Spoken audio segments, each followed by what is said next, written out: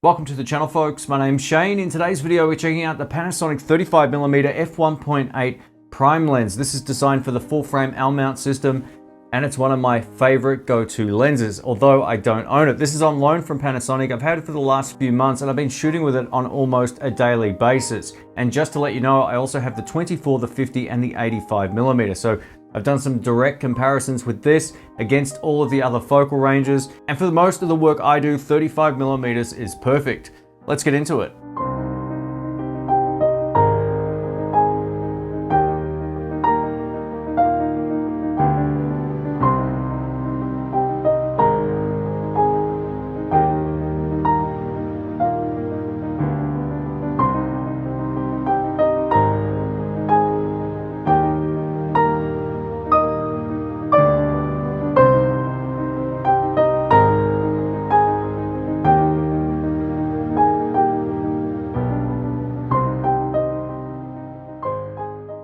Let's talk about the focal range. So 35mm is a little underappreciated, especially when you're shooting video. Or maybe it isn't, I don't know. I see a lot of people opting for 50s and 24s over 35, but if you're doing a seated headshot like this, 35mm is the perfect focal range.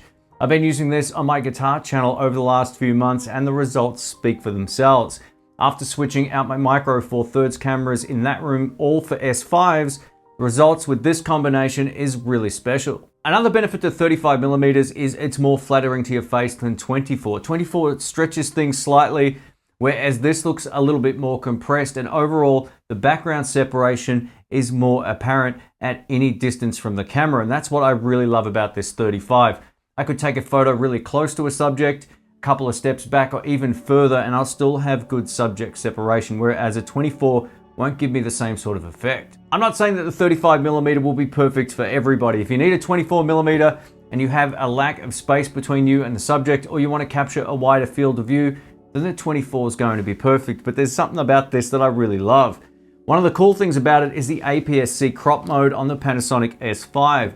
It allows this 35mm to go in just over 50, which really helps if you're going to be doing any type of portrait work or if you're doing any type of product B-roll.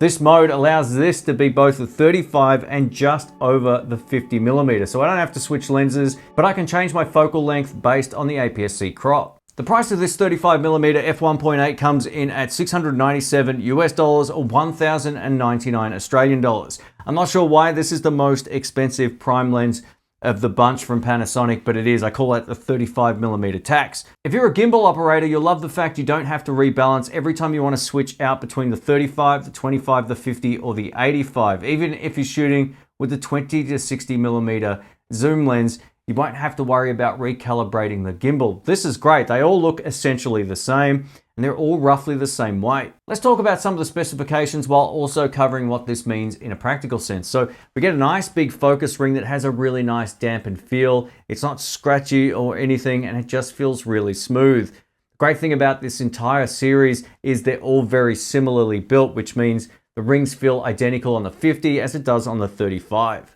Thanks to the linear focus mode inside the Panasonic S5, we can get repeatable and reliable focus pulls by using the focus ring, which is great. This doesn't have hard stops on either side, right? So it is a focus by wire system, but with that mode enabled on the camera, it works really well. The linear focus motors inside the Panasonic 35mm f1.8 are dead quiet. I never hear this focusing in video mode, and it's dead quiet when taking photos. On the side of the lens, we get an autofocus and manual focus switch, and I love having this on a lens. Every time I use a lens now without the autofocus and manual focus switch, it's kind of like, man, this sucks. I'm so used to using them now. I love the fact this is consistent throughout the range. Another huge benefit to this series of prime lenses, including the 35mm, is we get a 67mm filter thread diameter. So if you're going to be using an ND filter, it will work across all of them in the range. You don't need to go get 15 different types of ND filters, one and done. That's always a good thing. And maybe the best thing about this particular lens is, much like the 24, the 50, and the 85, all of them have matching color and contrast. So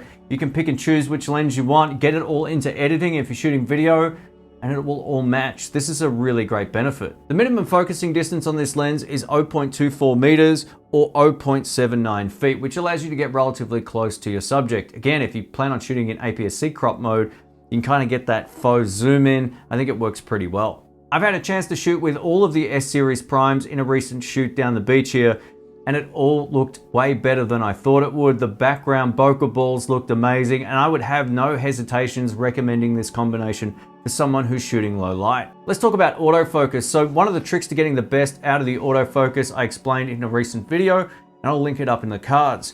This combination works extremely well. I think the 35mm is one of the better performing prime lenses for this particular system. What I usually do with this particular setup is I'll set the speed up to +2 and turn the responsiveness down just a hair, and that allows this to perform really well without a whole lot of hunting. It won't be perfect 100% of the time in video mode, but it does work well enough to use. And I've used this camera and lens combination for many different videos up until this point, and it's worked extremely well. If you stop down to f2.8, you're going to get far better autofocus results, so just keep that in mind.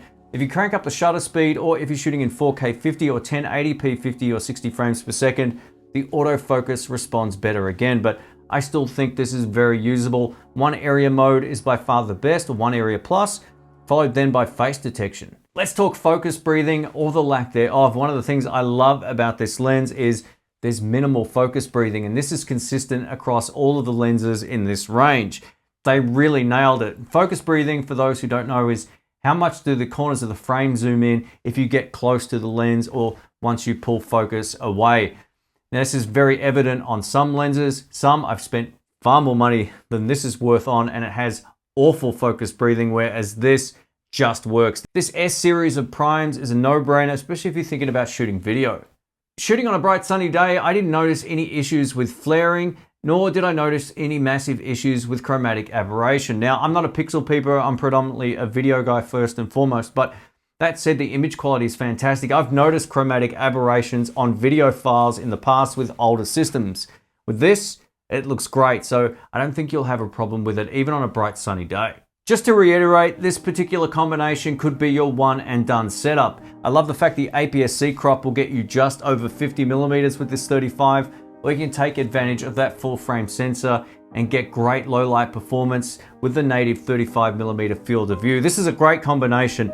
It's a real shame I have to give this back. It's a great lens. This is a pre-production one, by the way, but that said, it's worked flawlessly with this system. I don't know if there's a massive difference between the new versions and this, but I don't think there will be, because it feels like a finished product. Thanks again for watching. My name's Shane. I'll catch you soon. See ya.